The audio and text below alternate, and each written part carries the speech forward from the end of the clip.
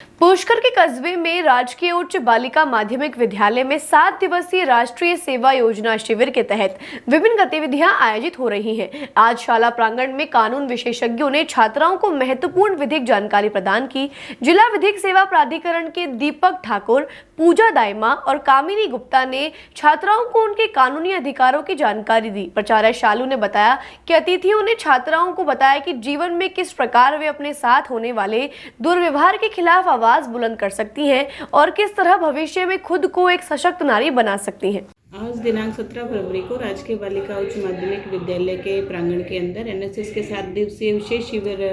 के दौरान विद्यार्थियों की विधिक जागरूकता बढ़ाने हेतु हमने कुछ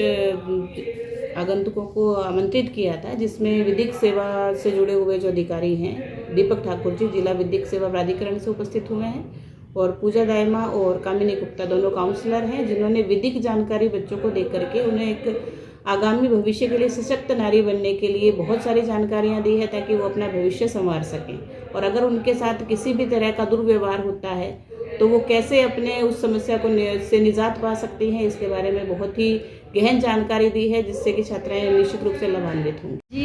ये गर्ल्स स्कूल पुष्कर के अंदर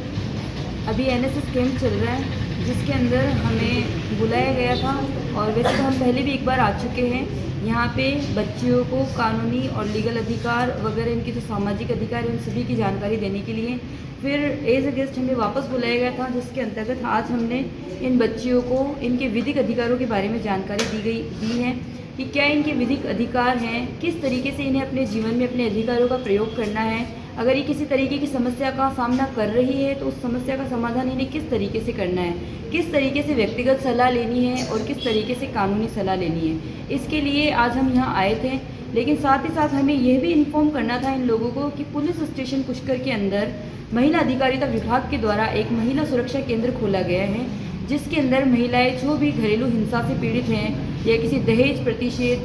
कानून होने के बावजूद या बाल विवाह कानून होने के बावजूद या भारत सरकार के कई कानूनों के बावजूद भी अगर किसी तरीके की समस्या का सामना कर रही हैं तो वो अगर परेशान हैं तो वो हमारे केंद्र पर आ सकती हैं। और केंद्र पर आने के बाद उनका एक प्रोसेस होगा कि उन्हें अपनी तरफ से एक एप्लीकेशन लिखनी पड़ेगी। उस एप्लीकेशन में उन्हें अपना नाम, पता और कई सारी जो भी उनकी जानकारी है, जो भी समस्या है, उसको अंकित करने के बाद में वो एप्लीकेशन हमें देनी होगी। वहाँ पे हम 2 तरीके के कार्यकर्ता बैठते हैं, जिसमें एक लीगल एडवाइज़र होता है जिसे विधि काउंसलर कहते हैं और एक सामाजिक कार्यकर्ता होती है जो उन्हें समाज की जानकारी देती है। तो वहाँ उन्हें बिठाकर उनकी काउंसलिंग की जाती है कि वो किस तरीके की समस्या का सामना कर रही हैं। जब उनकी हम समस्याएं सुनते हैं तो उन्हें जो भी अगर कानूनी सहायता चाहिए होती है तो हम उन्हें कानूनी सहायता देते हैं। अगर व्यक्तिगत सहायता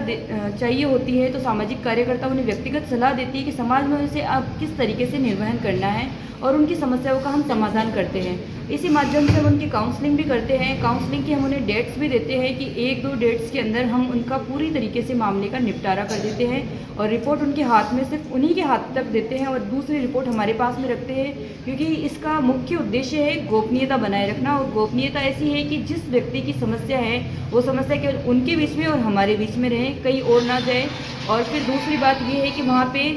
सरकार की तरफ से महिला अधिकारिता विभाग की तरफ से या फिर अन्य किसी भी विभाग की तरफ से कोई भी चार्ज नहीं रखा गया है। ये सेवा उनके लिए बिल्कुल फ्री है। तो आज हमारा बस उद्देश्य यही था कि इन बच्चियों को हम इस केंद्र के बारे में अवगत कराएं कि किस तरीके से उन्हें कानूनी सहायता मिल सकती है, कानूनी सलाह मिल सकती है और व्यक्तिगत सलाह मिल सकती है।